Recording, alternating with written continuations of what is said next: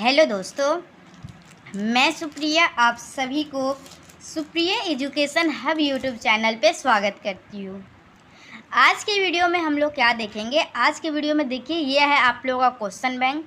Mathematics honours के लिए ये वीडियो है। बेसिकली हम लोग इसमें इनफाइनाइट सीरीज के इम्पोर्टेंट क्वेश्चन का सॉल्यूशन देखने वाले हैं। आप सभी को मैं टॉप 10 क्वेश्चन प्रोवाइड करवा चुकी हूँ। चैनल पे भी होगा वीडियो, आप लोग जाके देख सकते हैं। अगर पीडीएफ बाय करना चाहते हैं तो आप लोग मुझसे खरीद सकते हैं। आप सभी, अगर आप लोगों के पास क्वेश्चन होगा ना, तो इनफाइनाइट सीरीज के कुछ क्वेश्चन होंगे, मतलब कि जो प्रूफ करने वाला होगा वो आप लोगों को बहुत सारा प्रूफ नहीं समझ में आ रहा होगा। और मुझे पता है वो कौन कौन सा प्रूफ है जो आप लोगों को नहीं समझ में आता है, तो वो हम लोग आज इसमें प्रूफ करने वाले हैं इनफाइनाइट सीरीज के इम्पोर्टेंट थ्योरम का।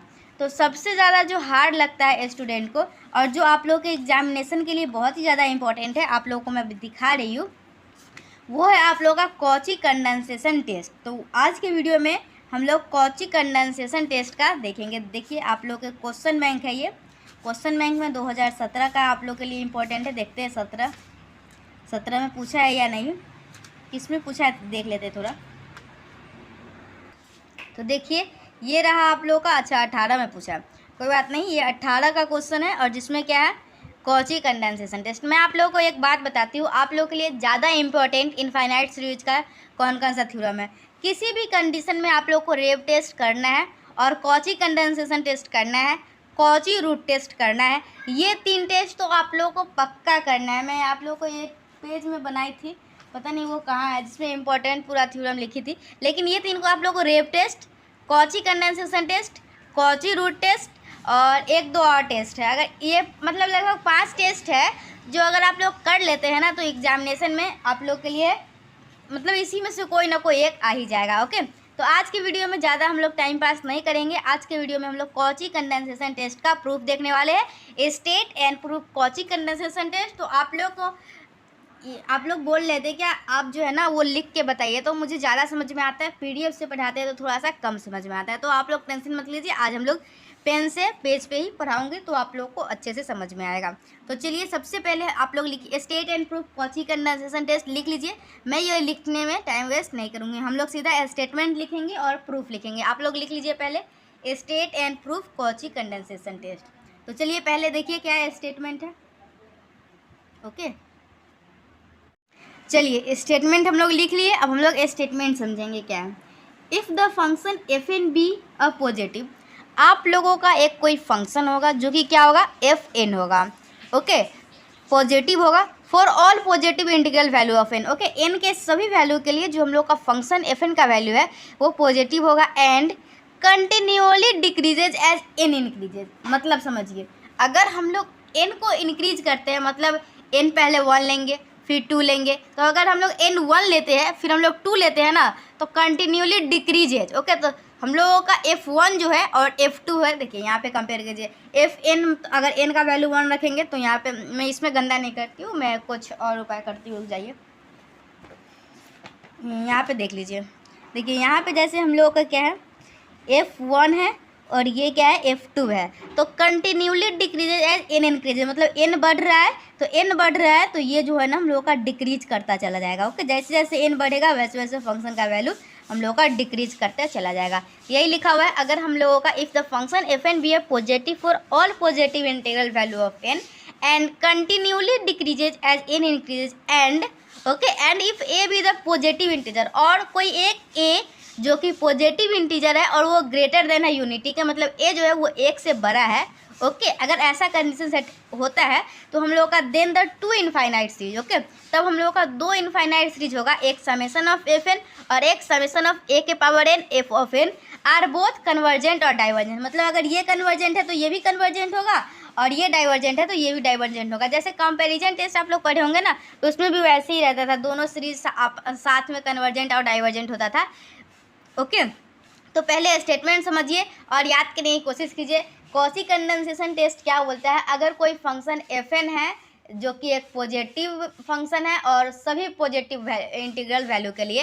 और जैसे जैसे n बढ़ रहा है वैसे वैसे फंक्शन का वैल्यू डिक्रीज कर रहा है और उसमें कोई एक पॉजिटिव और उसमें एक जो है कोई एक पॉजिटिव इंटीजर है जो कि ग्रेटर देन यूनिटी के है। तो हम लोग का जो दो इनफाइनाइट सीरीज होगा, एक a के पावर n एक्स a के power n into F a के पावर n और एक fn, दोनों के दोनों कन्वर्जेंट और डाइवर्जेंट होगा। ओके, साथ में।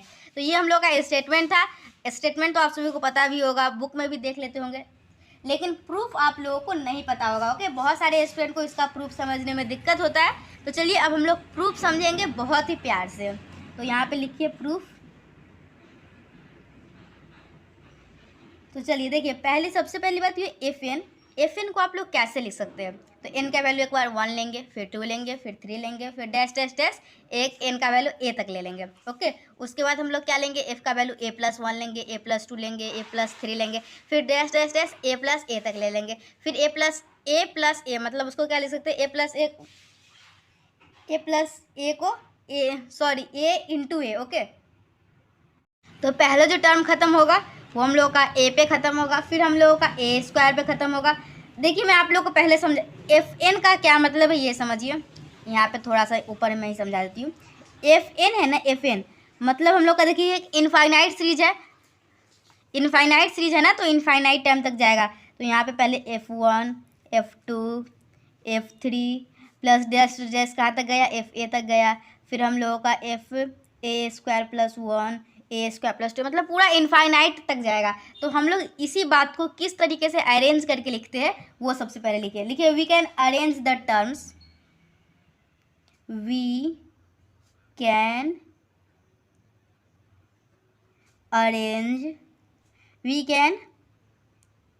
arrange the term of summation of fn as follows।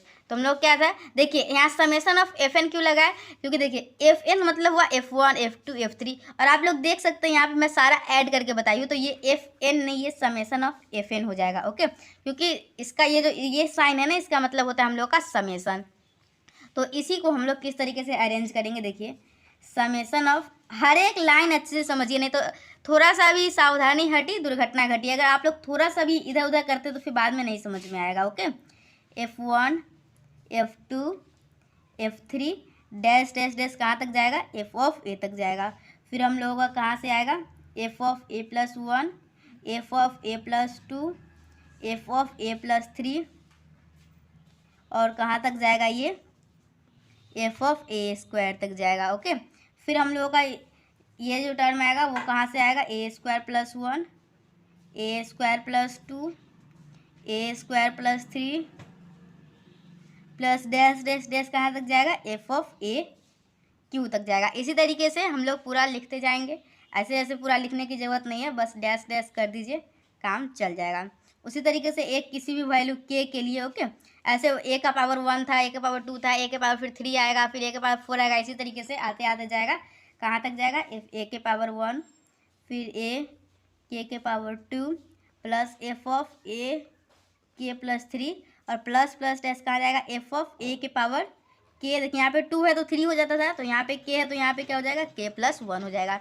ये हम लोग क्या किए, समेशन ऑफ एफ एन को अच्छे तरीके से अरेंज करके लिख दिए है। अभी तक हम लोग कुछ नहीं किए हैं। ओके, तो पहला जो टर्म खत्म होगा वो हम लोग का a पे ख़त्म होगा, फिर हम लोगों का A² पे ख़त्म होगा। देखिए मैं आप लोग को पहले एफ एन का क्या मतलब है ये समझिए। यहाँ पे थोड़ा सा ऊपर में ही समझा देती हूँ। एफ एन है ना, एफ एन मतलब हम लोग का देखिए एक इनफाइनाइट सीरीज है, इनफाइनाइट सीरीज है ना, तो इनफाइनाइट टाइम तक जाएगा। तो यहाँ पे पहले F1 F2 F3 plus dash dash कहाँ तक गया, FA तक गया, फिर हम लोगों का FA² + 1 A² + 2 मतलब पूरा इनफाइनाइट तक जाएगा। तो हम लोग इसी बात को किस तरीके से अरेंज करके लिखते हैं वो सबसे पहले लिखिए we can arrange the terms, we can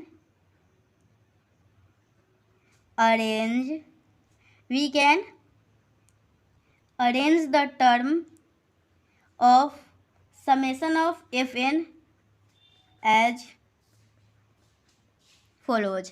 तो हम लोग क्या था, देखिए यहाँ समेसन ऑफ एफ एन क्यों लगा है, क्योंकि देखिए एफ एन मतलब हुआ F1 F2 F3, और आप लोग देख सकते हैं यहाँ पे मैं सारा ऐड करके बताई हूँ, तो ये एफ एन नहीं, ये समेसन ऑफ एफ एन हो जाएगा। ओके, क्योंकि इसका ये जो ये साइन है ना, इसका मतलब होता है हम लोग का समेसन।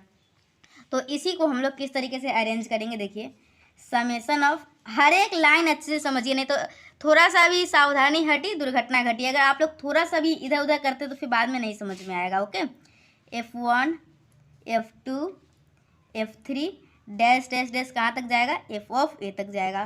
फिर हम लोगों का कहाँ से आएगा, F of A plus 1, F of A plus 2, F of A plus 3, और कहाँ तक जाएगा ये, एफ ऑफ ए स्क्वायर तक जाएगा। ओके, फिर हम लोगों का ये जो टर्म आएगा वो कहाँ से आएगा, A square plus 1, A square plus 2, A square plus 3 plus dash dash dash कहाँ तक जाएगा, एफ ऑफ ए क्यू तक जाएगा। इसी तरीके से हम लोग पूरा लिखते जाएंगे, ऐसे ऐसे पूरा लिखने की ज़रूरत नहीं है, बस डैश डैश कर दीजिए, काम चल जाएगा।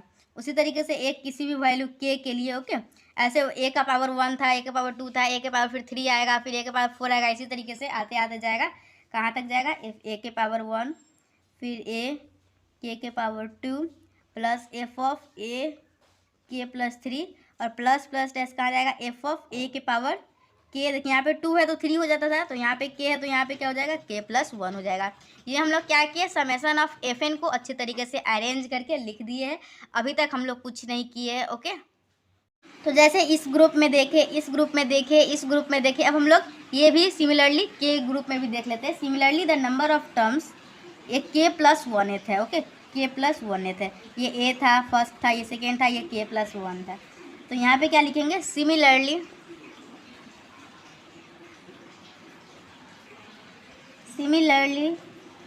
द नंबर ऑफ टर्म्स, ये बहुत ही इंपॉर्टेंट है आपके एग्जाम पॉइंट ऑफ व्यू से। Similarly the number of terms in K plus 1th ग्रुप, similarly the number of terms in K plus 1th group क्या हो जाएगा, आप लोग देख सकते हैं थर्ड था तो थर्ड माइनस सेकेंड होता था, तो यहाँ के प्लस 1 है तो ए के पावर के प्लस 1 और माइनस ए हो जाएगा ए के पावर के। और जब हम लोगों का बेस, मतलब कि देखिए बेस इसका पावर जब क्या बोलते हैं, समेसन के फॉर्म में, मतलब ऐड रहता है ना, तो हम लोग इसको ऐसे लिख सकते हैं, ए के पावर के इंटू ए। ओके, बेस से में तो पावर ऐड होगा तो एक यही आ जाएगा, तो ये हम लोग का आ जाएगा ए के पावर के, और ए के पावर के इसमें से कॉमन ले लेंगे तो बचेगा ए माइनस 1 होगा। ओके, तो सिंस देखिए अब हम लोग क्या लिखेंगे, चलिए अब एक बात ध्यान से समझिए, क्या बात है। जैसा कि आप सभी को मैं बताई हूँ, ये जो हम लोग टर्म को सजाए किस प्रकार समझाए, मतलब कि सजाए, जैसे जैसे एक बात ध्यान रखना है, यहाँ पे क्या बताई हूँ, कंटिन्यूली डिक्रीजेज, कहा गया continuously decreases as N increases, मतलब एन जैसे जैसे बढ़ेगा वैसे वैसे इस फंक्शन का वैल्यू घटेगा। तो अगर मैं यहाँ पे ए के पावर के प्लस 1 है तो इससे पहले की टर्म पूछूंगी तो क्या हो जाएगा, ए के पावर के, तो एफ ऑफ ए के पावर के जो है, एफ और ए के पावर के, ये क्या होगा, ये टर्म जो होगा वो बड़ा होगा और ये छोटा होगा, क्योंकि जैसे जैसे आगे बढ़ेगा वैसे वैसे फंक्शन का वैल्यू छोटा होगा। तो हम लोग क्या लिख सकते हैं, जो इस ग्रुप में जितने भी टर्म्स है ना वो छोटा होगा, किससे छोटा होगा, इससे छोटा होगा, क्योंकि जैसे जैसे एन का वैल्यू बढ़ रहा है वैसे वैसे फंक्शन का वैल्यू डिक्रीज कर रहा है। तो बस उसी बात जो बात समझाई हूँ वही बात को लिखना है, since each term in K plus 1th group. Okay, since each term in K plus 1th group is, क्या होगा, इस ग्रुप का जितने भी टर्म होगा वो छोटा होगा किससे, ऊपर वाले से, is less than F of A के पावर के। तो देयरफॉर वी है, देखिए तो हम लोग किस प्रकार से लिख सकते हैं, ध्यान दीजिए, देयरफॉर वी हैव, तो देखिए लिखिए बस यही बात को लिखिए, ये ग्रुप में कौन कौन से टर्म है ये सारे ग्रुप को लिखिए। देखिए यहाँ पे एफ ऑफ ए के power K plus 1, F of ई के power K plus 2, F of A के power K plus 3 plus dash dash dash F of A के पावर के प्लस 1 जो था वो क्या था, वो लेस देन था, किससे लेस था, एफ ऑफ ए के पावर के। ओके, तो अब ध्यान से समझिए, अब इसमें और ऐड होगा। अगर इस टर्म की बात करूँ तो इससे छोटा, इस टर्म की बात करूँ तो इससे छोटा।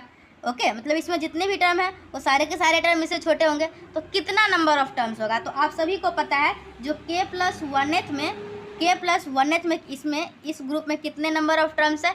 तो नंबर ऑफ टर्म्स देखिए k+1th ग्रुप में क्या है, ये है। तो इतना टाइम्स f(a) के पावर k से छोटा हो जाएगा। ओके, तो यहाँ पे कितने हैं?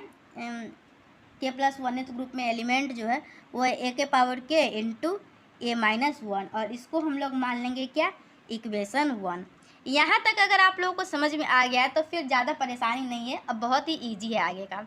ओके, अभी तक तो हम लोग कुछ किए भी नहीं है, FN को सजाए है और सभी में नंबर ऑफ टर्म्स निकाल लिए है। ओके, k+1th ग्रुप में भी निकाल लिए है, और जैसा कि हम लोगों को स्टेटमेंट में ही दिया गया था, जैसे जैसे n बढ़ेगा वैसे वैसे फंक्शन का वैल्यू घटेगा। तो बस उसी बात को हम लोग यहाँ पे लिख लिए है।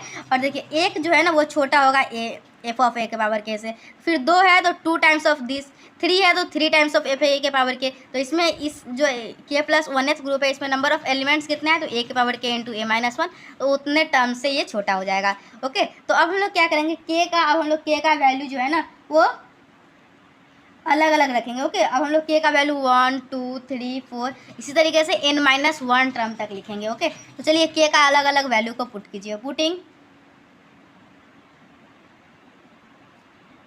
k equal to 0 1 2। ओके, कहाँ तक जाएगा? n-1 तक जाएगा। ओके, तो चलिए k इक्वल टू 0 रखते हैं। अगर इसमें k इक्वल टू 0 रखते हैं तो क्या होगा? a के पावर 0, और एनीथिंग के पावर 0 क्या होता है? 1, मतलब 1 + 1 क्या हो जाएगा? यहाँ पे f(2) हो जाएगा। इसमें रखिएगा 0 तो क्या हो जाएगा? a के पावर 0 मतलब 1, 2 + 1 क्या हो जाएगा? 3 हो जाएगा। इसी तरीके से हम लोग रखते जाएंगे। वैल्यू क्या रखे? अभी क्या रखे? 0 रखे। ओके, तो k+1 है तो 0 + 1 क्या हो जाएगा? a हो जाएगा। ओके, और लेस देन क्या हो जाएगा? यहाँ पे अगर a के पावर 0 रखते तो 1 होता है, और क्या है यहाँ पे? a-1 है और f(a) है। ओके, अब हम लोग क्या रखेंगे? 1 रखेंगे। तो 1 रखेंगे तो क्या आ जाएगा? f(a+1, f(a+2, f(a+3 plus dash dash f(a²). Okay, बस वैल्यू रख रही हूँ और कुछ नहीं कर रहे हैं, तो आप लोग टेंशन मत लीजिएगा, पता नहीं क्या कर रहा है इस तरीके से। ओके, और यहाँ पे a क्या करना था? a के पावर 0 मतलब 1 हो जाएगा। ओके, यहाँ पे f(1) है, ध्यान दीजिएगा। और अब हम लोग क्या रखेंगे? f(2) रखेंगे। 0 रखे, 1 रखे, 2 रखे, f(a² + 2। सारा नहीं रखेंगे, बस हो गया, इतना ही रख लेंगे, हो गया। पूरा कहाँ तक कोई लिखेगा? यहाँ पे हो जाएगा a³ और ये लेस देन हो जाएगा a² इंटू a-1, और क्या हो जाएगा? f(a²). ओके, और इसी तरीके से हम लोगों का जाते जाएगा, सारा वैल्यू रखना है, फिर लास्ट में n-1 रख देते हैं, काम हो जाएगा। ओके, यहाँ तक लिख दिए। अब हम लोग क्या रख देंगे? k की जगह पे a-1 रखिए। n-1 + 1 plus f(n-1 + 2 plus f(a-1 + 3 plus dash dash dash, और ये लेस देन हो जाएगा। किसके लेस देन हो जाएगा? a के power n-1 into a-1 into f(a) के पावर n-1 हो जाएगा। ओके, यहाँ तक आप लोग देख लिए। अब हम लोग क्या करेंगे? अब हम लोग कॉरस्पॉन्डिंग साइड को ऐड करेंगे, मतलब इधर वाले टर्म को भी साथ में ऐड कर लेंगे और इधर वाले टर्म को भी ऐड कर लेंगे। तो देखिए क्या होता है। तो यहाँ पे देखिए, अगर आप लोग कॉरस्पॉन्डिंग साइड को ऐड करें तो मतलब इधर वाले पूरे टर्म को ऐड करेंगे, इधर वाले जो इतना इधर जो टर्म दिया हुआ है ना वो अगर सारे टर्म को ऐड करेंगे तो आप लोग ध्यान से देखिएगा तो ये FN के बराबर ही आएगा। लेकिन FN में जो दिया हुआ है ना, FN में वो 1 से स्टार्ट है, f(1) से, और बाकी सारे टर्म वही है। तो हम लोग क्या कर सकते हैं? तो यहाँ पे अगर हम लोग इसमें f(1) को ऐड कर देंगे और इसमें f(1) को घटा भी देंगे। ओके, अगर ऐड किए तो घटा भी देंगे, -FN। Okay, -f(1). तो आप लोग देख सकते हैं यहाँ से लेके और यहाँ तक ये पूरा किसके बराबर है? FN के बराबर है। और यहाँ पे क्या है? -FN, -f(1). ओके, f(1) इसमें नहीं था तो इसमें अपने मन से ऐड किए, और अपने मन से ऐड किए तो सब्ट्रैक्ट भी करना होगा। तो देखिए हम लोग क्या करेंगे? f(1) घटाना होगा। क्यों घटाना होगा? क्योंकि हम लोग खुद से ऐड किए हैं तो फिर घटाना ही होगा। तो चलिए इधर वाले टर्म को क्या लिख सकते हैं? Summation of FN minus f(1). तो लिखिए यहाँ पे क्या लिखिएगा? Summation of FN minus f(1) और लेस देन क्या लिखेंगे? तो इधर राइट में जितने भी टर्म थे ना वो सभी को ऐड करेंगे तो हम लोगों का क्या निकल के आएगा? हम लोगों का निकल के आएगा a-1 इंटू एफ ऑफ 1 और plus a-1 into summation of a के पावर n और एफ a के पावर n। ओके, यही हम लोग को निकल के आएगा अगर राइट के सारे टर्म को ऐड करते हैं। यहाँ पे समेसन लगा दिए, मतलब अलग अलग, एक बार n का वैल्यू 1 था, मतलब a इंटू एफ ए था, एक बार a square into F A square था, उसी तरीके से हम लोग n रख के समेसन लगा दिए और कुछ नहीं किए। तो चलिए अब हम लोग को इसको सॉल्व करना है। तो यहाँ पे देखिए क्या है, summation of F N minus F of 1 less than a-1, इसमें से कॉमन आ जाएगा तो क्या बचेगा, F of 1 plus summation of A के पावर n और एफ ए के पावर n आ जाएगा। तो अब हम लोग क्या करेंगे, अब हम लोग कंपैरिजन टेस्ट का सहारा लेंगे। ओके, कंपैरिजन टेस्ट क्या बोलता है, अगर कोई भी फंक्शन, एक un फंक्शन है और एक vn फंक्शन है, तो un is less then vn है, तो अगर vn जो है ना कन्वर्जेंट होगा तो un भी कन्वर्जेंट होगा। ओके, तो आप लोग कंपैरिजन टेस्ट पहले पढ़े ही होंगे, अगर नहीं पढ़े हैं तो मैं बता देती हूँ। अगर un is less then vn है, तो अगर हम लोग का vn मतलब इधर वाले टर्म कन्वर्जेंट होगा तो ये भी कन्वर्जेंट हो जाएगा। और ये जो है ना a-1 एक कांस्टेंट है। एक बात बता देती हूँ, अगर कोई भी आप लोगों को फंक्शन दिया हुआ है ना, तो अगर हम लोग उसकी कन्वर्जेंसी के ऊपर बात कर रहे हैं, तो उसमें अगर हम लोग देखिए, अगर कोई भी फंक्शन के बारे में बोल रही है कन्वर्जेंट है या डाइवर्जेंट है, तो अगर उसमें कोई हम लोग कांस्टेंट टर्म को घटाते हैं या फिर जोड़ते हैं, कांस्टेंट टर्म को ऐड वगैरह करते हैं, तो उसकी कन्वर्जेंसी पे कोई डिपेंड नहीं पड़ता है। तो अगर हम लोग बोलेंगे ना एफ के बारे में अगर दिखाए तो एफ कन्वर्जेंट है और F1 उसमें घटाया गया है, तो आपको लगेगा शायद ये Fn माइनस F1 कन्वर्जेंट नहीं होगा, तो ऐसा नहीं है। कांस्टेंट टर्म को ऐड और सब्ट्रैक्ट करने से उसकी कन्वर्जेंसी पे डिपेंड नहीं करता है। तो अब हम लोग क्या लिखेंगे यहाँ पे, hence by comparison test, hence by comparison test if ये वाला टर्म, ओके ये सभी तो कांस्टेंट है, इफ समेसन ऑफ a के power n fn is convergent, अगर ये वाला टर्म कन्वर्जेंट होगा,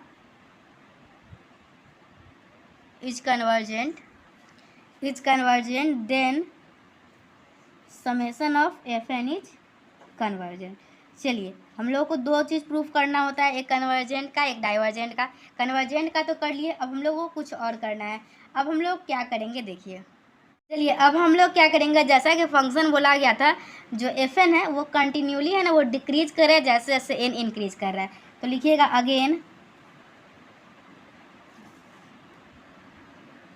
अगेन सिंस द, थोड़ा जल्दी जल्दी लिखती हूँ, again since the function fn continually decreases as n increases, therefore each term in k plus 1th group, k plus 1th group में जितने भी टर्म होंगे इज ग्रेटर देन, किससे बड़ा होगा, एफ ऑफ ए के पावर के प्लस 1 से। Okay, ए के पावर के प्लस 1 है। ओके, इधर आप लोग को कहीं गलत फहमी हो जाएगा। चलिए यहाँ पे हो गया, तो के प्लस, तो हम लोग यहाँ पे क्या लिखेंगे, एफ ऑफ ए के power K plus 1, F of A के power K plus 2 plus F of A के power K plus 3 plus dash dash dash, ये ग्रेटर देन है, किसके ग्रेटर देन है, एफ ऑफ ए के पावर के प्लस 1 के। और ये कितने टर्म है, ये टर्म जो है वो हम लोग का ए के पावर के इंटू a-1। अब हम लोग क्या करेंगे, इसमें a से मल्टीप्लाई और डिवाइड कर देंगे, तो हम लोग को यहाँ से क्या आ जाएगा, मल्टीप्लाई और डिवाइड करते हैं तो ये दोनों आपस में ऐड हो जाएगा, और यहाँ से आ जाएगा a, ये आ जाएगा, और यहाँ से आ जाएगा a-1, और यहाँ पे आ जाएगा एफ ऑफ ए के पावर के प्लस 1। ओके, अब हम लोग कुछ नहीं करेंगे, के का अलग अलग वैल्यू, के का वैल्यू 0 1 2 वही पूरा n-1 तक रखेंगे, फिर ऐड करेंगे और फिर हम लोगों का तैयार हो जाएगा। ओके, टेंशन लेने की ज़रूरत नहीं है। अब आप ये कॉची कंडेंसेशन टेस्ट बहुत जगह पहले भी पढ़े होंगे अपने कोचिंग में या फिर यूट्यूब पे अदर चैनल से, लेकिन आप लोगों को, मुझे पता है आप लोगों को समझ में नहीं आया होगा। ओके, क्योंकि इसलिए भी नहीं समझ में आता है क्योंकि बहुत बड़ा है, तो भी आधा तक 10-15 मिनट देखते हैं और फिर स्किप करके चले जाते हैं, ये भी एक वजह है नहीं समझ में आने की। तो आप लोग बोर भी हो रहे हैं ना, फिर भी आप लोगों को पूरा देखना ही है वीडियो। ओके, तो चलिए देखिए, चलिए अब के का अलग अलग वैल्यू रखिए, ज़्यादा टाइम पास नहीं करते हैं। पुटिंग के इक्वल टू 0 1 2 3 n-1 इन, इसको मान लेते हैं equation 2, okay. In equation 2 we get, वही आ जाएगा क्या, वैल्यू रख लीजिए f(2) plus f(3) plus f(4) plus dash dash dash, और यहाँ पे क्या है a-1 अपॉन a, और वही वैल्यू रखना है, और 0 रखते हैं तो a यहाँ पे आ जाएगा f(a), ओके, और इंटू a। इसी तरीके से आएगा यहाँ पे क्या आएगा f(a+1) और f(a+2) और प्लस f(a+3) और प्लस प्लस ग्रेटर देन वही a-1 upon a square f(a²), okay. इसी तरीके से पूरा सो ऑन कर दीजिएगा ऐसे ऐसे करके, और हम लास्ट टर्म a-1 वाला रख लेते हैं, a-1 plus 1 plus a(n-1 plus 2) plus dash dash dash greater than कहाँ तक जाएगा a-1 a⁴n और f(a⁴n), ओके। अब हम लोग क्या करेंगे, अब इसके कॉरस्पॉन्डिंग साइड को ऐड कर लेंगे, और बस लास्ट लाइन ही है, अब टेंशन लेने की ज़रूरत नहीं है। और ऐड करके क्या आता है वो आप लोगों को पहले ही पता है, मैं पहले ही समझा चुकी हूँ। Adding all the corresponding, adding, और देखिए जैसे आज कॉची कंडेंसेशन टेस्ट का प्रूफ देखिए, इसी तरीके से आप लोगों को कोई और प्रूफ होगा जो कि आप लोगों को हार्ड लगता होगा तो मुझे कमेंट में बताइएगा, मैं उसको सिंपल करने की पूरी कोशिश करूँगी, ओके। ये तो थोड़ा हार्ड ही है, ओके, मतलब कि हार्ड तो नहीं बोल सकते, थोड़ा लेंदी है, इसलिए वीडियो बीच में स्किप करके चले जाते हैं और बहुत सारे स्टूडेंट को नहीं समझ में आता, लेकिन बाकी जितने भी थ्योरम है बहुत ही ईजी है। आप लोग बोलिएगा, एक बार मैं बता दूँगी अगर चाहिए होगा तो। Summation of fn minus f(1) greater than a-1 upon a, और समेशन ऑफ f(a⁴n) और f(n), आप लोग देख सकते हैं यहाँ पे देखिए a into f(a), a² into a³ और a³ ऑफ नेक्स्ट क्या आएगा a³ f(a³), तो उसी तरीके से उसको हम लोग समेशन के फॉर्म में लिख दिए, okay. Summation of a⁴n f(n), और इसको ऐड कर देंगे तो हम लोगों का कंपैरिजन टेस्ट क्या बोलता है, अगर कोई भी function un greater than vn क्या है, तो अगर ये फंक्शन अगर हम लोग का डाइवर्जेंट है तो ये भी हम लोगों का क्या हो जाएगा, डाइवर्जेंट हो जाएगा। तो बस लास्ट लाइन ही लिखिए, hence by comparison test, hence by comparison test, if summation of f of n f is divergent then summation of fn is divergent, okay. तो ये आज के वीडियो में क्या देखे हम लोग, आज के वीडियो में कॉची कंडेंसेशन टेस्ट का प्रूफ देखें। एक बार मैं आप लोग को दिखा देती हूँ, अगर आप लोग लिखे नहीं होंगे तो आप लोग अपना स्क्रीनशॉट ले लीजिएगा, ओके। अच्छे तरीके से दिखाते हैं, चलिए आप लोग स्क्रीनशॉट ले लीजिए, थोड़ा सा मैं दिखा देती हूँ।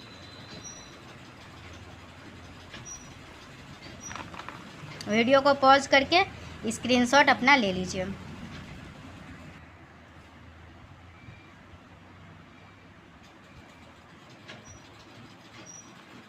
चलिए बस 2 पेज का प्रूफ है, तो हार्ड तो नहीं बोलेंगे, सिर्फ 2 पेज का प्रूफ है। तो चलिए आज का वीडियो कैसा लगा मुझे कमेंट में बताइए, और आप लोगों को इनफाइनाइट सीरीज का ऐसा कौन सा थ्योरम है जो कि आप लोगों को हार्ड लगता है और आप लोग सोचते हैं मुझसे समझना, तो कमेंट में बताइए, reply fast. Thank you, bye.